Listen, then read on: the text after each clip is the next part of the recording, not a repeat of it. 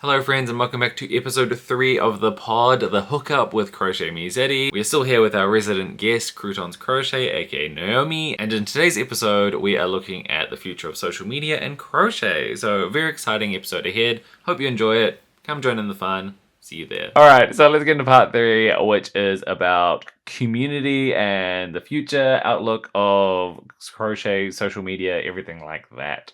And welcome back to our guest, Croutonscrochet Naomi. Yay, hi. Where we last left off in the last episodes, we were talking about authenticity. And so one thing I wanted to bring in just straight in immediately, let's go straight to the, what's the word? The hard gun? No, what is it? The hard stuff? Is talking about AI and how that is infiltrating everything in the world, being social media, being just general tools and things we use, and especially in crochet. And I wondered, do you have any initial opinions on AI and how it's being integrated? I think there's a big difference in like the scammy AI, like images of crochet stuff, and Yes, you have to sell fake line patterns. brand. Awful. Yeah. I hate all that stuff. I don't like it. I don't get the point of it other than like to be scammy and weird. Like, I don't know. In terms of like AI, like as like in other uses, I don't use it like almost at all. But I do see the use, and I feel like that is something like I might need to transition to because I know a lot of people do. I think it can be used well and it can be used badly. If every single crocheter is like, give me 10 crochet content ideas, and like, okay, everyone's gonna be making the same 10 content ideas. You know what I mean? Like, Yeah. and if you're not making it niche and specific, and you're not like guiding things to be so specific to you and using, adding in your own creativity to it, then I think it's just gonna be like everything's basically gonna be the same and boring and like. I just don't personally use it, but I don't know. I feel like maybe I am missing out. I mean, I got it to create the 3 different episode topics that we have here and a bunch of different questions for each one. Have I used any of those questions? Like maybe 2 or 3, and then I've kind of just like looked at keywords off the side of the screen. And I was like, okay, that was not as helpful as I thought it would be, but Do you use it for other things? I use it for when I'm writing emails out to brands and maybe more important things. But I prefer, like, for my, like, Patreon posts and things, those are all written by me. And I think that's something that, because of the rise of AI across content, because I know a lot of people are using it for creating a lot of content out there. But for me, I think there's like it's not necessarily a trend, but it's the want and like the yearning for people to be more authentic online is becoming more popular. So people are enjoying like unedited videos and a bit more drafts, like rough around the edges kind of videos and content. So it's very interesting to see how that's playing out into the crochet sphere. That's true. Yeah, that is interesting. Yeah, I don't know. Like I think there's like a very specific uses where it can be good, but like it doesn't have the same like personality or stuff. Like there's sometimes I've seen like certain captions, so I'm like, I swear that was AI written. You know what I mean? Like I'm just like it just feels, you know what I mean? Like there's just like it feels. Sometimes you can just like tell it feels like there's just this lack. I mean, honestly, I like yap on and on. Like it would be probably handy. I should use it to like cut this down when I'm talking because I'll do like 10 paragraphs for something that could probably be said in like one. Yeah. But like, so for something like Yeah. that, I do think that makes sense because you're still using your own like voice. You're just like, please make it shorter and get rid of all my like word vomit. So like stuff like that makes sense. But yeah, I think like it will never replace that like the authenticity, and I think that's like one of the most important things. So definitely it could be like a little helpful tool in some ways, but I don't think it should be like relied on too heavily for most. Yeah, and like there's certain pieces of content, like I think I said this in another video of mine, which was like just to make content around, oh yeah, so we're preparing for markets, and I was just saying you could just go into AI and ask for top 10 tips for setting up a crochet market or something like that, and then you have your B-roll, which we know and love, and then you just like get that text and you slap it on your market setup footage, and that's one piece of content just to post out there, and that's like a very quick, but it's also very inauthentic kind of content. And I know how many people are going to look up that same thing, and then you're going to have very similar videos, right? Like, yeah. I mean, because Yeah, like, yeah, exactly. obviously it'll get more tailored, more you give it, but I'm sure many people would just look up, give me 10 tips for crochet markets, and then 5 people are gonna post like basically the identical video. It does feel very inauthentic to me because I'm like, well, I'm not the goal, like, I think the goal shouldn't just be making any sort of content and then that's it. It's like it should be because it's coming from you and you are adding your own perspective into things, right? There's a purpose for you making that piece of content, and I feel like that needs to be a little bit visible in the content as well, even though it's not necessarily like the main part of it or like the most obvious thing, but it needs to you can kind of feel it. So like for your ones where you're talking about like which crochet food animal are you for your birthday or something. But it's like people understand that you're also showing off your products. Like it's Yeah. like I feel like that's obvious, but also not obvious. Whereas if I feel like AI kind of misses that point. Yeah. It's usually like, very obvious or like yeah. So I agree with you. I think there's like a lot of ways that we can capture it to make it more useful, which is why I use it in more of my like documents like, versus my actual content. Because I brought it up earlier before, and we can cut this out if we want to. But Lion Brand and like that was so funny. Yeah, like I was like, they should have just like been like, oh, you know what, this was a mistake. Do you think a lot of people in the community react automatically bad to AI images of crochet? I think so. I Yeah. mean, yeah, like I mean, cause and I get why, right? Like it's weird. It's like, why would you post something that's not real crochet? Oh, it's and for people who haven't seen the Lion Brand post, I don't think they've deleted it still. They were like, I was shocked that they were like doubling down with that. They were like, I don't know, that was an odd choice. And the other thing, okay, and I don't know if this should be included or not because I don't know how other people feel with this. But like I've seen like crocheters that like their logo is like clearly AI generated or like they'll be selling like crochet stickers that are clearly AI generated because like it doesn't make sense. Like it's like not you could tell it's like not no one drew that because that's not how a crochet hook looks or like you know things like that. And I'm like, Yeah. why? And like it just first of all to me it looks so obvious when it's AI, and I just don't get it. It gives me like the ick a little bit. I don't know if it will change in the future, but at this stage, anytime I see AI crochet, it's like automatically, yeah, negative connotations. And so I didn't actually explain it before, but for those who haven't seen the Lion Brand post, I think they posted a AI image of like a giant hippo or something. And they were like, do you love this creation? We know it's AI, haha. And then people were like, why are you posting this? And then they got like a lot of negative backlash, which they just ignored. And people who were like, looks great, they would reply to them. Just like wouldn't remove their posts of people being like, what are you doing? Stop promoting this stuff. And they just like ignored it all. It was just so strange. I was like, what are you guys up to? Who is running your account? Like, Maybe it's all run by AI. it's so strange. But like, I think AI itself, there's a lot of ways that people can use it that isn't like not in a visual sense, potentially in some ways, but I no. Do you think there's any other kind of emerging trends around the future of crochet and social media with like the way that the social media world is heading? That's not just like authenticity versus AI. Okay, like something I've seen a lot of and I have mixed opinions on is like people be like, oh, faceless accounts are now becoming more in. Like you don't need to show your face, which like I agree you don't have to show your face, but I do think there's like sometimes you can have that missing connection if you don't like most bigger crocheters you can imagine what they look like, right? And so like I don't think it's like essential. I think like I've seen people like trying to make that more of a thing, and I'm like I don't know if it's gonna be like to the same level ever as like someone who's showing their face because like it would be so odd for me to think of someone who has like a huge following and like you love their patterns and stuff, but you have no idea who they are. Like for me, that's just like I don't know. Unless your brand is a bit more about like the mystery of like who you are as a Yeah, creator, that or would be you're kind of just cool.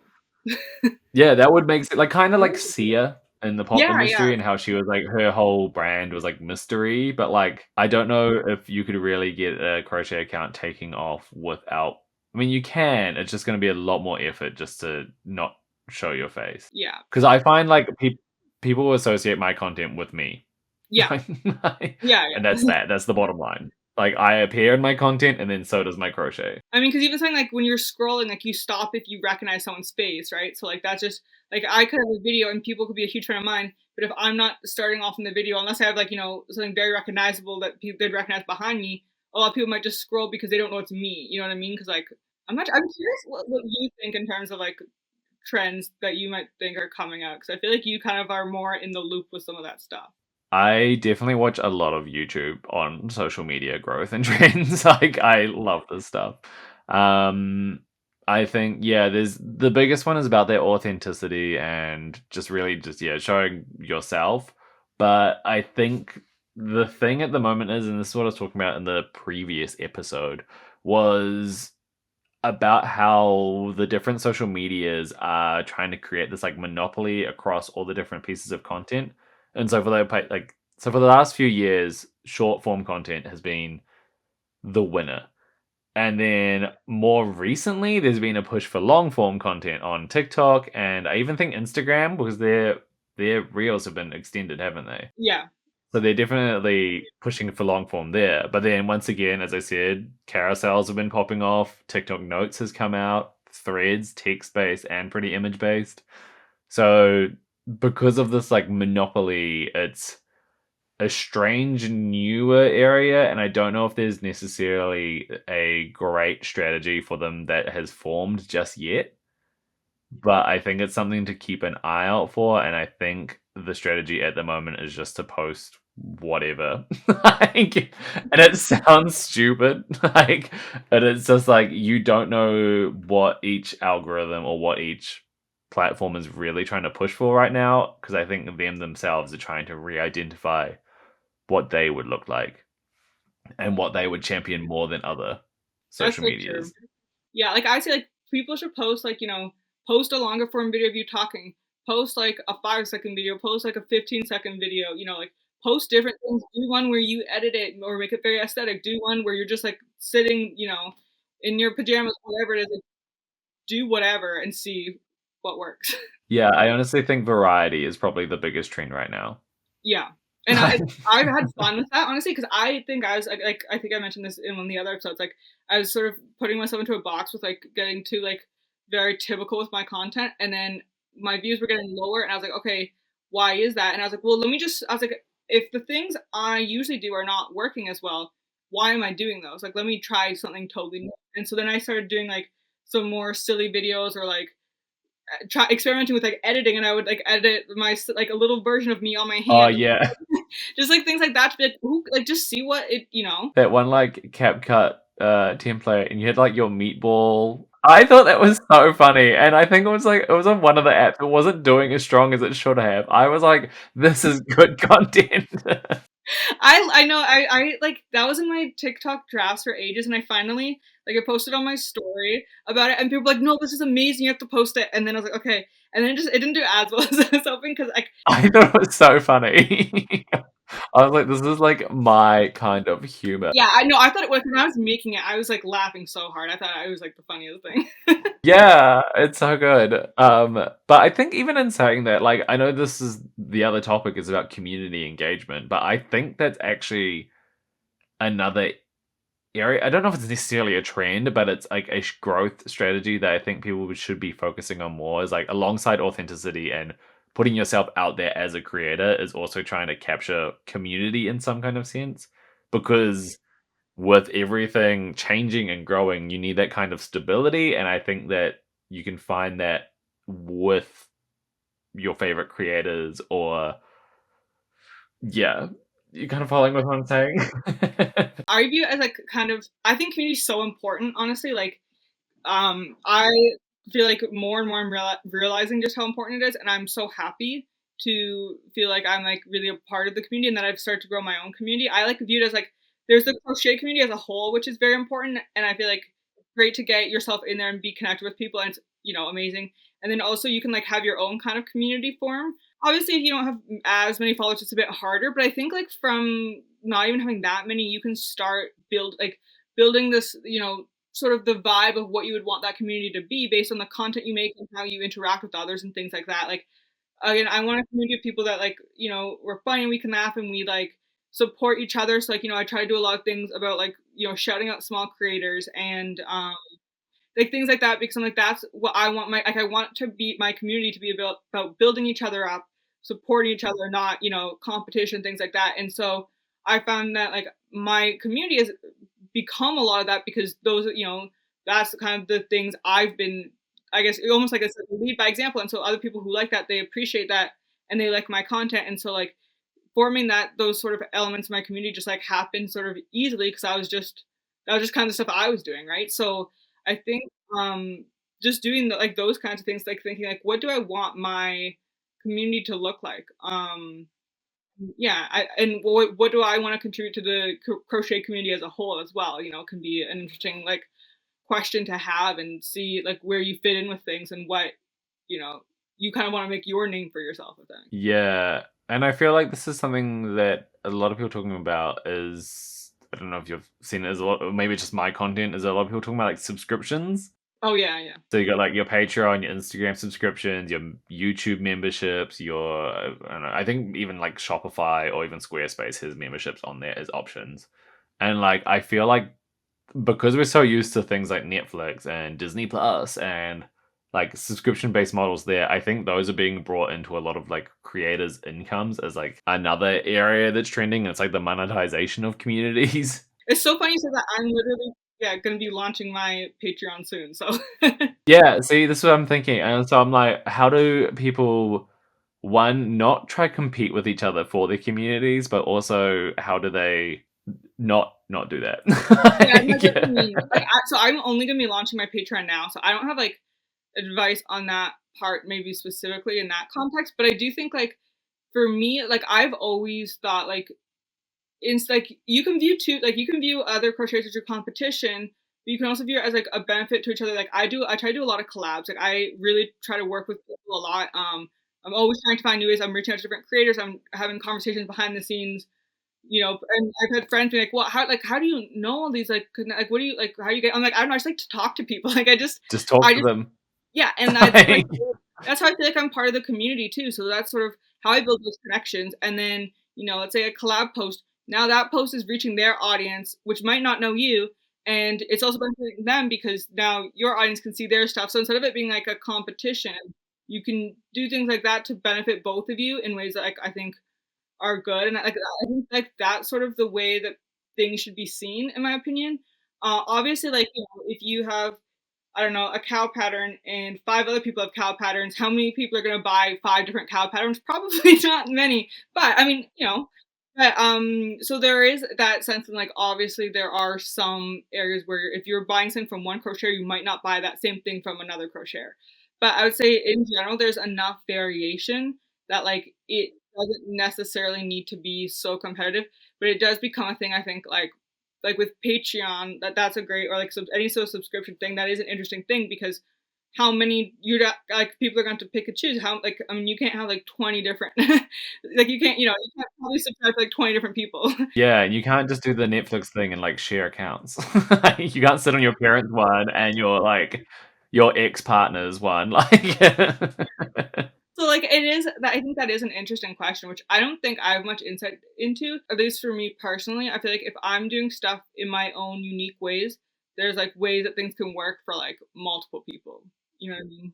Like yeah, like I just think if unless you're doing the exact same thing as somebody else, there's gonna be at least in some ways or another differences where you can sort of use those ways to make sure it's not like just a direct competition one to one. yeah, the old saying of community over competition. I don't know if I've like it's a very interesting one. I've seen creators use it and then become like the worst person in the community, but like it's like it's always been like such an interesting one because it's like yeah, we are a community and but we're not necessarily a competition. I think it's more like just everyone working in the same industry is what I would call it.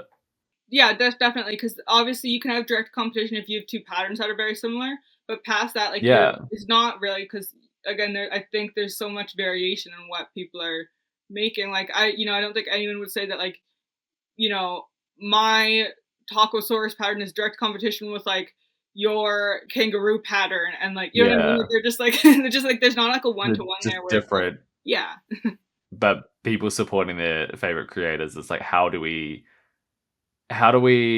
almost fit together and also create community at the same time? Can people be part of multiple communities? Is that the question I'm asking, I guess? I guess yeah. I don't. That is interesting. Yeah, I think like I feel like it just there's so many individual people that like it's gonna be different for everybody, I think. Yeah. And there's like, if there's one person dominating the space and like there's no room for everyone else. But I feel like at least there's enough variation. Who will be like the Netflix and the Disney Pluses of crochet Oh communities? my god. I Like, mean, well, I mean, like, if we think about the Yarny Awards, I oh think, yeah, yeah, all from Jay would probably be there's Netflix. yeah. I immediately thought of her. Her Patreon popped off as well. Yeah, she's fantastic, yeah. I learned recently that she was Canadian too, I didn't know that, I was like, "Oh my gosh." So that was exciting. Yeah, it's also very funny. I don't know if you had this is a very side story, but people don't know realize like I'm from New Zealand or Australia because I never speak in videos. And I start and they're like, "What the?" I think it was a pretty early on video viewers that for like that you had been talking in. So like for me, I feel like I always like realized that you were from New Zealand or in Australia. So like, but I could definitely see that like a lot. Well, everyone just assumes I'm American because I feel like it Yeah, just happens. But I do that with all Canadians. yeah, I know. Yeah, Sorry, everyone. no, it's okay. The next question I want to ask, just before we finish up, with the future of crochet and social media, do you think there are leaders out there, or are there also like other emerging leaders in these communities online? I think there's always going to be some like big, pillars in the community, but I think there's always room for new people, and I think we are constantly seeing new people coming up. Um, my like one example would be my friend Zoe Garden Hoe Crochet. Like she released her snails recently, and those have just like Oh yeah, you the know Snail yeah, the Council. snail council, yeah, and those have like blown up, right? And so like I think like that's a great example of something from a creator that was a bit smaller than getting this huge thing coming up. And I think there's so much room for people to blow up in their own ways that like I think it's going to be very interesting to see like just how it continues to grow. In a year from now, there's probably going to be a bunch of huge creators that we don't know their names right now. If you know what I mean, like which I think is interesting. Like another example would be like let's say Carlos from Yarntastic Charlie. Like he just like skyrocketed, right? Like he blew up like insanely. So like within a very very short period of time. Like every day I was opening my Instagram and he had new balloons. I was like every day. You know what's funny is like I sometimes I'm like because I would give him like a little bit of like social media advice, and then he like surpassed me on everything, and I was like, God damn it. Yeah, I was giving him advice too, and I'd be checking. He hasn't surpassed me yet, but I was like, oh God, what is gonna happen? Maybe I should follow my own advice. He's gonna surpass me soon, I'm sure. But Yeah. yeah, that's funny. But yeah, that's a great example of someone who like just like blew up, right? So I do think that's one of the like honestly fun and exciting things about the community is just like we're gonna see a bunch of new people. Who knows where it's gonna go? But I'm excited to honestly see. And I do think there'll still be some of those like pillars in the community, but I think there's so much room for people to do their own thing in their own ways that like we'll just keep seeing different people come up, and I'm very excited to see who is next.